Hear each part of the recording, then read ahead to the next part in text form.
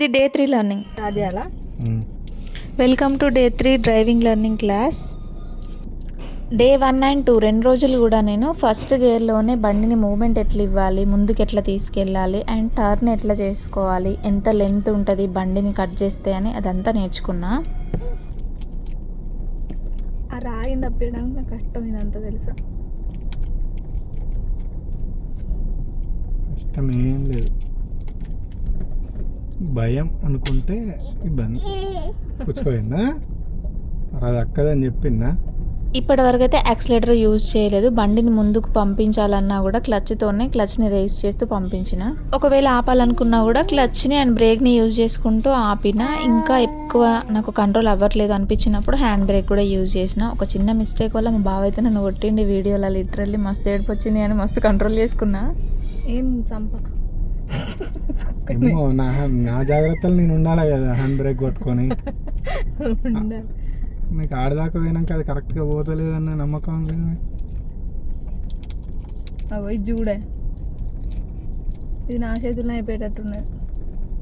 అది భయానికి పోతుంది. అమ్మో ఈడు ఉంటే నాకు ఇప్పుడే నీళ్ళు నిండిపోతాయి అన్నట్టున్నది అని.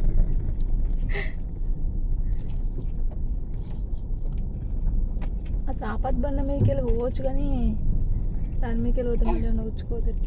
ఈ క్లిప్లో నాకు అర్థమైంది ఏంటంటే నేను కంప్లీట్గా కాన్సన్ట్రేషన్ చేయలేకపోతున్నా. డాలీ ఏదో అవస్థ పడుతుంటే ఏమైంది, యాజ్ ఎ మదర్గా నేనైతే ఇంకా రెడీ లేనేమో అనిపించింది ఇప్పుడు నేను క్లిప్ చూస్తుంటే నాకే. ఒక్కసారి ఒక ఇట్లా ఇస్తే చూడు ఎట్లా ఉరుకుతుందో. బండి లేస్తుంది మెంటల్ దానా, ఒక్కసారి గిట్ల ఉరుకుతుంది. అయిపోయింది, ఇంకెక్కడ నవ్వులు నువ్వులు అయిపోయాయి.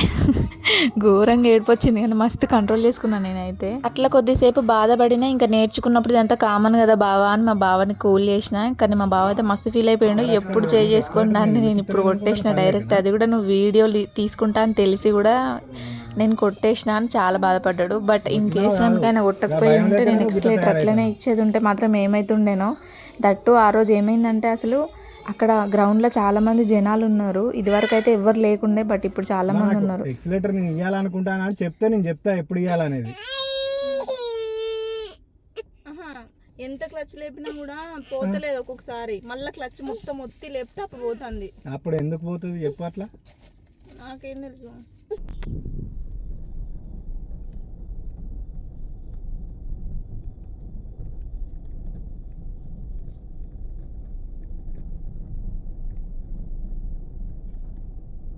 ఎక్సిలేటర్ ఇక టైం ఉన్నదా అలా తొక్కుతూ చూడకుండా సెకండ్ గేర్ అయ్యా.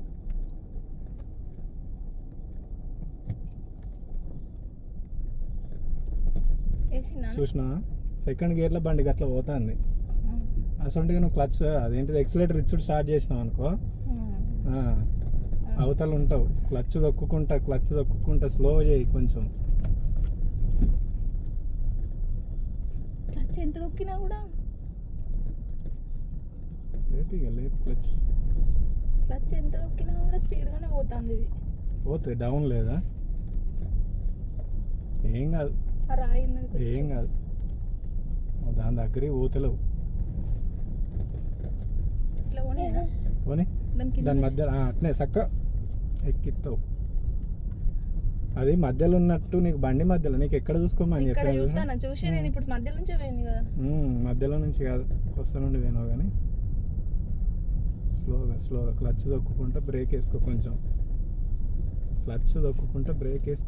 కొంచెం ముందల్లో కదా అలవాటు చేసుకో. క్లచ్ ఓన్లీ క్లచ్ మీదనే కాకుండా క్లచ్ దొక్కుకుంటా బ్రేక్ వేసుకుంటే స్లోగా మూవ్ చేసుకో. అట్లా కొంచెం బ్రేక్ అలవాటు చేసుకో. క్లచ్ దొక్కుకుంటా లేకపోతే బండి ఆఫ్ అవుతుంది.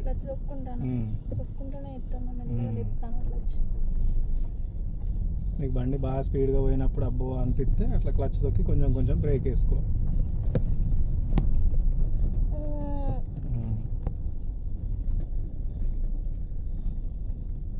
కొట్టడానికి కాదు, నువ్వు ఫస్ట్ గేర్లో ఎక్సిలేటర్ లేపితే నేర్పించినప్పుడు నాకు అనిపించదా బాధ కొట్టినందుకు? కొట్టంది ఎవరికి రాదు డ్రైవింగ్, దెబ్బలు తినంది. కానీ ఇట్లనే స్పీడ్గా పోయినప్పుడు నీకు అనిపిస్తే కొంచెం అట్లా స్లో చేసుకుంటే మళ్ళీ క్లచ్ మొత్తం పురాగా స్లో అయితే బండి ఆఫ్ అవుతుంది. క్లచ్ లేపుకో.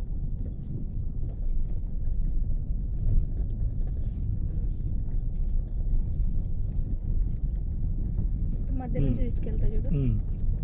తిప్పకి అటు ఇటు అక్కడ దాకా పోయిన తర్వాత స్ట్రైట్గా పెట్టుకుంటే నీకు తెలిసిపోతుంది బండి స్ట్రైట్గా పోతుందా అనేది తెలుసుకోగానే కథం.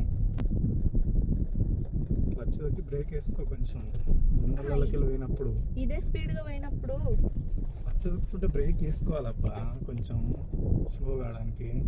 ఈడ కాదు బొందలకి ఎక్కి దిగేటప్పుడు. అర్థమే. కాదురా